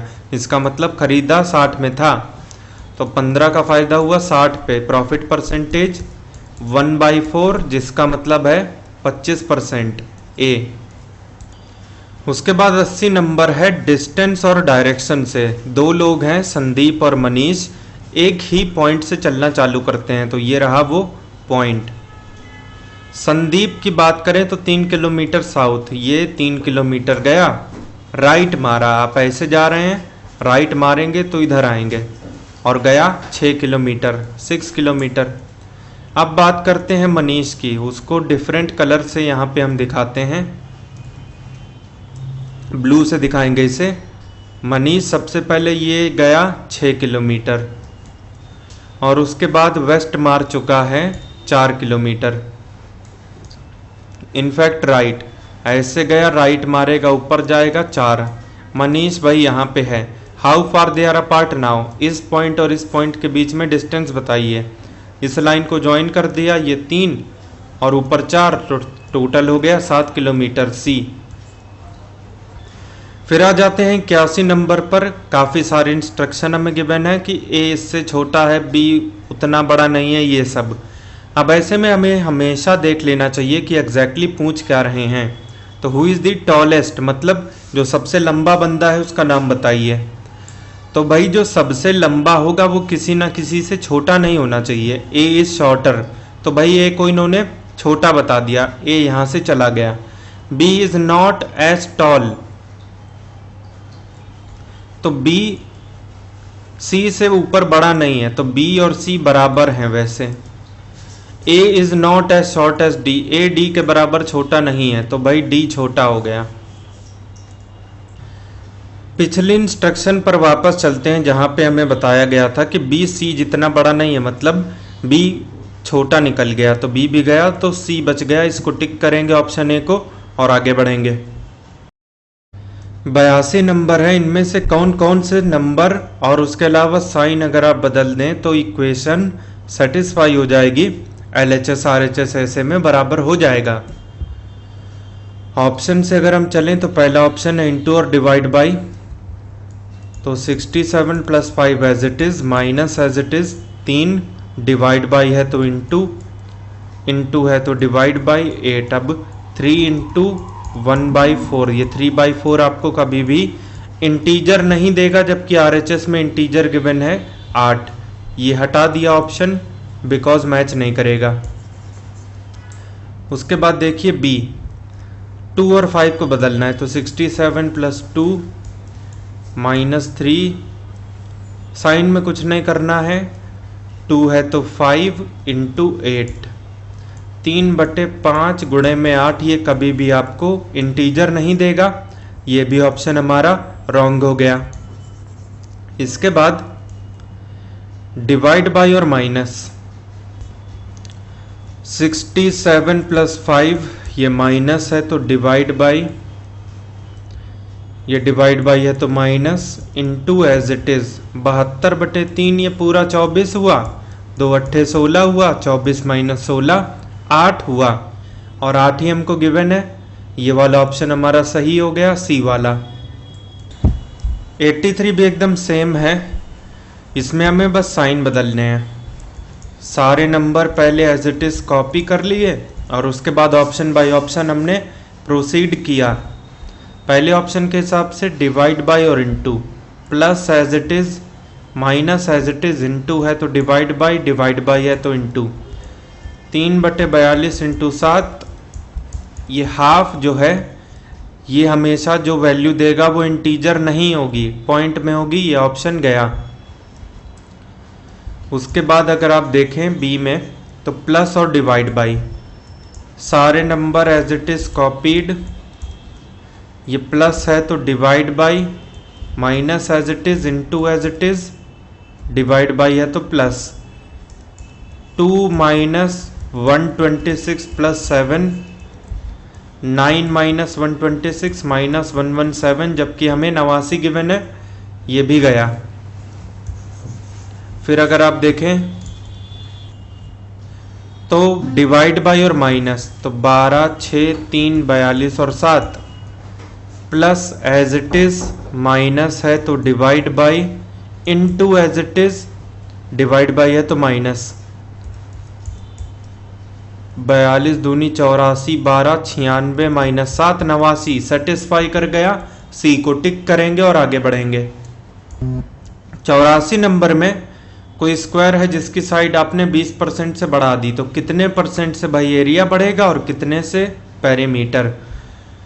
तो ये प्रॉपर्टी होती है स्क्वायर में कि अगर जितने परसेंट से आपने साइड बढ़ा दी उतने ही परसेंट से आपका पेरीमीटर बढ़ेगा, बिकॉज पेरीमीटर होता ही क्या है, साइड का 4 गुना बस, और 4 तो कांस्टेंट है, जो भी परिवर्तन आएगा एक ही वजह से आएगा जो कि 20% बढ़ा है, so the perimeter will be increased by 20% only. तो पेरीमीटर 20% कहाँ पे ऑप्शन है, केवल सी में, इसको टिक करेंगे और आगे बढ़ेंगे। एरिया अगर आप निकालते तो क्या करते, x plus y plus x y by 100, because area होता है ए स्क्वायर यानी ए इंटू ए, ये वाला ए भी आपका 20% से बड़ा है और ये भी 20% से, तो नेट में ये देखना होता है a प्लस मतलब 20 प्लस 20 प्लस 20 इंटू 20 बाई 100, ये 44। ये सब जो चीज़ें हैं मैथ्स के जितने भी कंसेप्ट आज हमने लगाए वो सारे के सारे यूपी पीसीएस सीसैट पापा वीडियो करके एक वीडियो है 36 घंटे समथिंग का, उसका लिंक आपको डिस्क्रिप्शन में मिलेगा। फ्री वाले सब्सक्राइबर वहाँ से देखिए, जो पेड वाले हैं उनको टेंशन लेने की ज़रूरत नहीं है। पीडीएफ और वीडियो से मिला जुला कोर्स आपको डॉक फाइल में मिल जाता है जैसे ही आप ग्रुप ज्वाइन करते हैं। उसमें चैप्टर वाइज वीडियोस होते हैं, एक्सरसाइज होती है, और उसके बाद जितने डाउट पूछें आप उतने जवाब दिए जाते हैं ग्रुप में, डिस्कशन ग्रुप में मतलब। तो खैर मुद्दे पे आते हैं, नेक्स्ट क्वेश्चन बात करते हैं 85 नंबर। 1 मार्च 2014 को कौन सा दिन रहा होगा, तो 1 तारीख एज इट इज, मार्च का कोड लिखेंगे, कोड की लिस्ट इस प्रकार है, यहां से तीसरे नंबर पे मार्च, तो दिस विल बी 3। 2014 क्या होता है, 2000 प्लस 14। अब ये जो लिस्ट है ये कहां से आई, सीसैट पापा वीडियो में कैलेंडर वाले चैप्टर में ये सब कुछ हमने बता रखा है, आप देख सकते हैं, जिन्होंने देखा होगा उन्हें पता होगा। 2000 का कोड इस प्रकार है 6420 16 17 18 19। 2000 जाना है तो वापस 6 पे, this will be 6। 14 as it is, इस 14 में कितने लीप ईयर हैं, 4 3 12 पूरा कट गया तो 3 लीप ईयर है, 2 नहीं कटा तो उसमें हमारी गलती नहीं। 4 से डिवाइड करके मैंने क्वेश्चन लिखा है 14 को। अब ये जितनी भी वैल्यूज हैं आप सबको 7 से काट के रिमाइंडर लिखिए। 6 एक 7 कट गया, 14 खुद कट गया, 3 और 3 6 बच गया। 6 किसका कोड होता है? सैटरडे का, डी। 86 नंबर में बताइए इनमें से ऑर्गेनाइजेशन के अंदर जो कम्युनिकेशन है उसका कौन सा फीचर है या फिर हैं? तो पहला, it can be with in और आउटसाइड द ऑर्गेनाइजेशनल हायरार्की, मतलब ये सबऑर्डिनेट 1 ये सबऑर्डिनेट 2, इनके बीच में हायरार्की बनी हुई है, इनके बीच भी कम्युनिकेशन हो सकता है। और यहाँ कहीं पे साहब बैठे हैं, इनमें से कोई जाके इनसे भी बात कर सकता है, तो सही बात तो है, it is right. It can be both formal and informal. Formal मतलब लेटर लिख के ईमेल करके, इनफॉर्मल मतलब सीधे जाके पूछ लिया और भाई क्या हाल चाल। दोनों टाइप के कम्युनिकेशन पॉसिबल हैं वहाँ पे। सी, ग्रेप वाइन मतलब अफवाह। ग्रेप वाइन मतलब अंगूर से बनने वाली दारू या शराब नहीं, अफवाह का मुहावरे वाला मीनिंग है। Is an example of informal channel, मतलब वहाँ पे अफवाह किस तरीके से फैलती है। भाई वहाँ पर ऐसा कोई सिस्टम नहीं बना होता कि भाई इस सिस्टम के तहत अफवाह फैलाइए, वो तो ज़बरदस्ती की फैल जाती है। इसका मतलब कोई फॉर्मल चैनल नहीं है, तो बच क्या गया? Informal channel. ये है, ये भी सही है। तो ऑल ऑफ द अबव सारे स्टेटमेंट सही हैं, डी। 87 नंबर में कम्युनिकेशन के बैरियर के बारे में कौन कौन से स्टेटमेंट सही हैं ये बताइए। तो पहला, स्टेज फियर, मतलब स्टेज पे जाके जो सेमिनार लेना होता है, अपनी बात रखनी होती है, वहाँ पे जाने पर लोगों को डर लगता है और फोबिया होता है। इसको एटीट्यूड बैरियर कहते हैं। क्या? एटीट्यूड बैरियर का मतलब है कि आप में एटीट्यूड प्रॉब्लम है, उसकी वजह से आप सामने वाले को समझा नहीं पा रहे हैं, जबकि ऐसा नहीं है, ये साइकोलॉजिकल है, मतलब दिमाग में भरा हुआ है कि मुझे डर लगता है बस, ये गलत। Anger frustration are included in psychological, तो नहीं, these are attitude barrier. Attitude में कुछ समस्या होगी तभी आपको गुस्सा आएगा, आपको फ्रस्ट्रेशन होगी, दिस इज रॉन्ग। तो कौन सा स्टेटमेंट सही है? कोई भी नहीं, नाइदर 1 और 2, यानी कि डी। एक अच्छे ग्रुप डिस्कशन में जो इस समय चल रहा है, कौन सी चीज इसमें नहीं करनी चाहिए, अदरवाइज परफॉर्मेंस गिर जाएगा। To put forward your points in a confident manner, जो भी बोलिए आत्मविश्वास के साथ बोलिए, ये तो करना चाहिए। To be an active listener, सामने वाले की बात ध्यान से सुनिए और आपके साथ में जो लोग हैं उनके पॉइंट को सपोर्ट करिए, सही है। To interrupt in between randomly, कोई बोल रहा है जबरदस्ती आप बीच में बोले पड़े हैं, ये नहीं करना चाहिए भाई, तो ये यहां से करेक्ट हो गया, सी। 88 का हो गया सी। डी क्यों गलत है? क्योंकि to make sure that entire group sticks to a particular topic only. भाई ग्रुप डिस्कशन का मतलब है एक टॉपिक पे बात करना, वाद विवाद करना, लेकिन उसके बाहर अगर कोई चला जाएगा तो आपको रिमाइंड कराना जरूरी है कि भाई टॉपिक पे रह के बात करिए, बस ये करना चाहिए। 89 है, अलजेब्रा से a square minus 1 is equal to a और a ग्रेटर देन 0, मतलब पॉजिटिव वैल्यू कुल मिला के होनी चाहिए। a square minus 1 minus a is equal to 0, इसको लिख सकते हैं। a अगर हम कॉमन लें तो a minus 1 by a minus 1 is equal to 0। a 0 हो नहीं सकता, उससे बड़ा है, तो ये चीज़ 0 होगी। a minus 1 by a minus 1 0, a minus 1 by a आ गया 1। हमें चाहिए a क्यूब, तो सबसे पहले हम यहाँ पर स्क्वायर कर लेते हैं। इसका रीज़न आपको आगे पता चलेगा क्यों किया। a square plus 1 by a square minus 2 is equal to 1, a square plus 1 by a square 3, ये माइनस 2 उधर गया तो पॉजिटिव हुआ। अभी तक का हिसाब ये है। उसके बाद अगर हम इसी चीज का क्यूब ले लें तो a माइनस 1 बाई ए, ये 1 था, इसका अगर हम क्यूब ले लें, a cube minus 1 by a cube minus 3 into a into 1 by a minus 1 by a, 1 का क्यूब 1 होता है। a माइनस 1 बाई ए 1 है, 3 1 जा 3, ये 3 उधर माइनस का गया तो प्लस हुआ, ये 4 हुआ। a cube minus 1 by a cube is equal to 4। ये चीज अपने को मिल चुकी है। ऐसी ही एक इक्वेशन हम लोग a cube plus 1 by a cube के लिए बनाएंगे, लेकिन उसके लिए a प्लस 1 बाई ए भी तो होना चाहिए ना। इसीलिए हमने इसको स्क्वायर किया था। आई थिंक अब तक आपको पता चल गया होगा कि स्क्वायर क्यों किया। तो जो है हमको ये मालूम है कि a प्लस 1/a का होल स्क्वायर होता है a square plus 1/a square plus 2। a square plus 1/a square 3 है, ये 3 और 2 5 हुआ। a प्लस 1/a होगा √5, दोनों तरफ क्यूब रूट। अब इसका कर देंगे cube, a cube plus 1/a cube plus 3 into a into 1/a, a plus 1/a, √5 का क्यूब 5√5,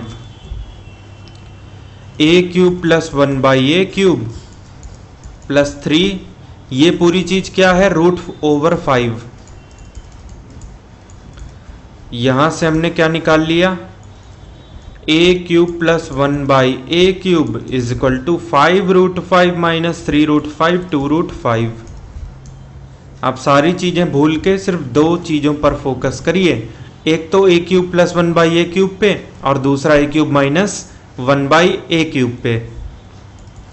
इन दोनों इक्वेशन को जोड़ने पर ये चीज कट जाएगी, 2a cube is equal to 2√5 plus 4। तो a क्यूब क्या है √5 प्लस 2, यही तो है। हमसे क्या पूछा है a क्यूब माइनस 2, यानी कि √5 प्लस 2 माइनस 2 √5a। उसके बाद क्वेश्चन नंबर 90 और 91 जो हैं ये लेटर एनालॉगी से संबंधित हैं।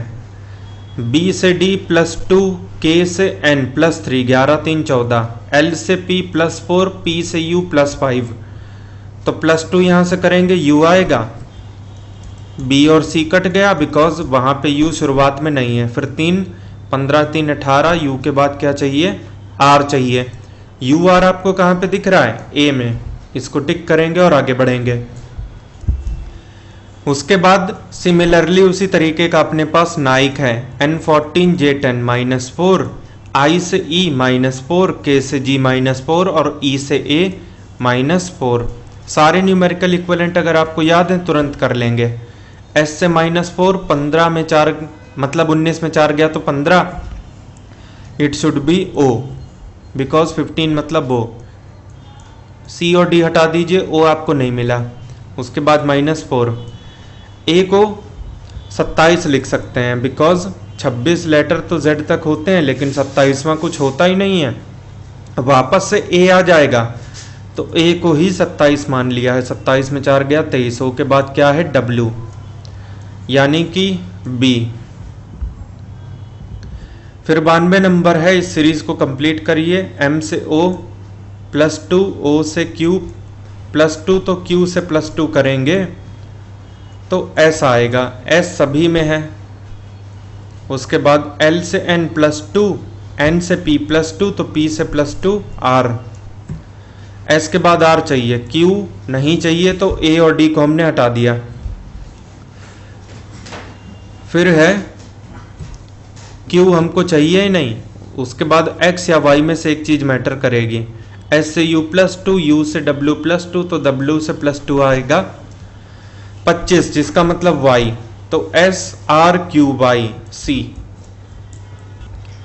फिर देखिए 93 नंबर, एक क्यूब है बहुत बड़ा सा जिसकी 4 सेंटीमीटर की साइड है, उसको बाहर से काले कलर से रंग दिया और उसको काटा और काटने के बाद क्यूब ही निकाले हमने, मतलब बड़े क्यूब को काट के छोटे छोटे क्यूब। और जो छोटे छोटे क्यूब निकले उनमें से हर एक की अगर हम बात करें तो साइड 1 सेंटीमीटर की है। How many cubes are there which are black on one side, तो एक साइड पे उनकी ब्लैक कलर हो ऐसे क्यूब की संख्या बताइए। तो n फैक्टर पहले निकालेंगे, side of bigger cube divide by side of smaller cube, यानी 4/1 4। वन सरफेस कलर्ड का फॉर्मूला क्या होता है, 6 टाइम्स ऑफ n-2 का स्क्वायर। ये आ जाएगा 6 चौके 24 डी। फिर देखिए 94 नंबर क्वेश्चन फिगर में ये फिगर आपको गिवन है, बताइए ऐसे ऐसे 3 फिगर कौन से कंबाइंड फिगर में आपको दिख रहे हैं? तो एक आपको क्या है, हेक्सागन चाहिए। हेक्सागन इसके अलावा कहीं मिलेगा ही नहीं। ये पूरी चीज हेक्सागन, उसके अलावा ये जो चीज है ये भी यहीं मिलेगी और कहीं कुछ नहीं मिल रहा। ए। फिर 95 में देखिए, सबसे पहले देख लीजिए एग्जैक्टली आपसे पूछ क्या रहे हैं। ऐसा रीजन बताइए जिसमें ऐसे पर्सन रहते हो जो लाल और नीले कलर को पसंद करें लेकिन हरे को ना करें। तो भाई हरा कलर कौन से फिगर द्वारा दिखाया जा रहा है, पहचान लीजिए। Circle represents the person who like green colour. तो मतलब जो भी सर्कल में नंबर है वो अपने को नहीं चाहिए। इस पूरे नंबर को इग्नोर कर दिया हमने। तो रेड और ग्रीन मतलब स्क्वायर और ट्राइंगल के बीच में कॉमन पार्ट क्या है, सी। तो बस सी यहां से करेक्ट हो गया, डी। 96 नंबर में टू वे कम्युनिकेशन प्रोसेस मतलब एक व्यक्ति अपनी बात कह रहा है, दूसरा उसको सुन रहा है। इसमें कौन सी चीज सबसे ज्यादा इंपॉर्टेंट होती है, फीडबैक। बिकॉज उसके बिना पता ही नहीं चलेगा कि कम्युनिकेशन वन वे है या टू वे। फीडबैक मतलब जवाब देना। जैसे किसी ने किसी की बात सुनी तो पलट के जवाब मिला, तो बस ये है, feedback is always necessary, C. Team meeting के टाइम पे कौन सी हरकत हमें नहीं करनी चाहिए, which of the following should be divided. Calling your worker by his nick name. तो भाई टीम मीटिंग के दौरान अगर किसी का नाम जग्गू है तो आप उसे जग्गू नहीं कहेंगे, आप जगदीश कहेंगे फॉर एग्जाम्पल। ए यहां से करेक्ट हो गया, ये चीज नहीं करनी चाहिए। बाकी to switch off your mobile as soon as the meeting is started, जैसे ही मीटिंग चालू हो मोबाइल बंद कर लो, अच्छी बात है। To give your honest and logical opinion when you are asked to, जब आपसे पूछा जाए आप अपना ऑनेस्ट और लॉजिकल ओपिनियन दीजिए, यानी कि ऐसी बात बोलिए जो सबको बढ़िया लगे। To discard an invalid point in an humble manner, अगर किसी ने गलत बात बोली है तो स्पष्ट लेकिन नम्र शब्दों में आप उसको बताइए कि भाई ये पॉइंट आपने गलत बोला है, सही है। 98 में odd one out, Qutubuddin Aibak, Iltutmish और रजिया सुल्तान तीनों दिल्ली सल्तनत से हैं जबकि जहांगीर मुगल वंश से है, सी। उसके बाद फिर से odd one out, Mumbai, Chennai, Kolkata सब समुद्र के किनारे हैं लेकिन लखनऊ नहीं है, डी। 100 नंबर है ब्लड रिलेशन से। ब्लड रिलेशन के सवाल हमें हमेशा हिंदी में ही पढ़ने चाहिए, बिकॉज ऐसे रिश्तों के नाम आते हैं जो हम बचपन से हिंदी में ही जानते हैं। तो भाई एक तस्वीर की ओर इशारा करते हुए राकेश ने क्या कहा, वह मेरे दादाजी के इकलौते पुत्र यानी पिताजी, पिताजी की पुत्री यानी बहन, वह अपनी बहन का इकलौता भाई है। तो भाई राकेश स्वयं अपनी ही बात तो कर रहा है, तो राकेश का फोटो में स्थित लड़के से क्या संबंध है, भाई राकेश खुद ही तो है, राकेश हिमसेल्फ, डी।